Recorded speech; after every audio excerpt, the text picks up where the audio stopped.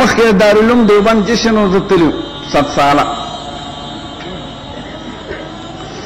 نو د یو ښار نه سهارنپور ته تلو په بس کې ما سره د مردان یو عالم ناست بس ته په روانه کې ورخوتو زه په یو سیټ کې ناستم ما سره د هندوانو یو 2 هلکان ناستو او زما هغه ملګري وروستو سیټ کې کېناست هغه 2 هلکان کالجیانو خوش طبیعته خبرې شروع کړې ویره ته د کوم ځای نه راغلی او څه کې او څوک یې داسې نورې خبرې هم کولې وایي که څه تپوسونه درنه کوو نو خفه کېږي خو به نه نو ما وایي که د سړیتوب خبره یې ولې خفه کېږي وایي یاره ستاسو په قرآن صاحب کې څه دي صاحب یم د عزت د وجې نه ووایي ما زړه کې وی خدای دوی ته څه ووایم چې دوی زر پوه شي خدای د 19مې پارې یو آیات زړه ته راوست ما یې زمونږ په قرآن صاحب کې دا دي یا ایها الناس ضرب مثل فاستمعوا له ان الذين تدعون من دون الله لن يخلقوا ذبابا ولا يجتمعوا له وان يسلبهم الذباب شيئا لا يستنقذوه منه ضعف الطالب والمطلوب ما تاسو هم نه خفه کېږئ وی ښه ما زمون په قرآن صاحب کې دا دي چې خلکو ستاسو د پوهې دپاره یو مثال بیانېږي دوی کومو څیزونو ته چې تاسو خدایان وایئ که دا ټول لا جمع شي نو یو مچ به پیدا نه کړي مچ پیدا کول خو لویه خبره ده که مچ پې بڼېږي نو مچ ځان نه شړلی نه شي نو چې یو څیز ځان نه مچ نه شي شړلی هغه خدای ما یې تاسو دا بوتان جوړ کړي د چوني وي د اوسپنې وي د زیړو وي د سپینو وي د سرو وي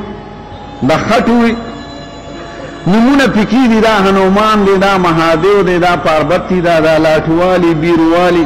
کرشن مهاراج رامچندرجی گوتم بدھ مہاتما بدھ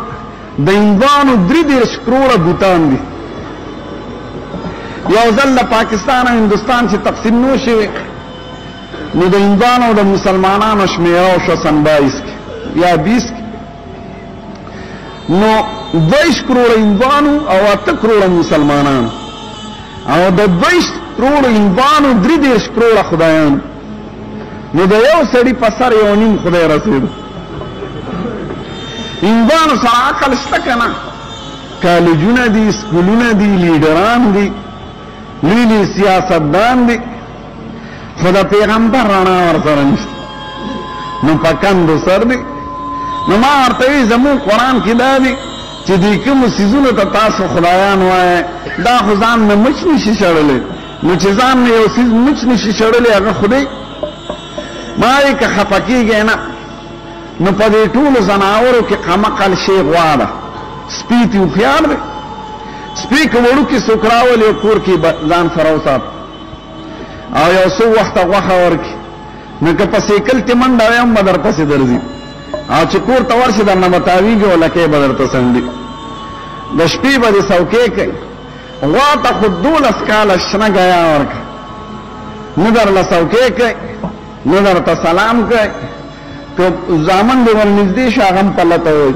او پخکرې وایي نو په ټولو ځناورو کې چې کوم قمقل ځناور دی هغه تاسو خدای کړی دی غوا ته خدای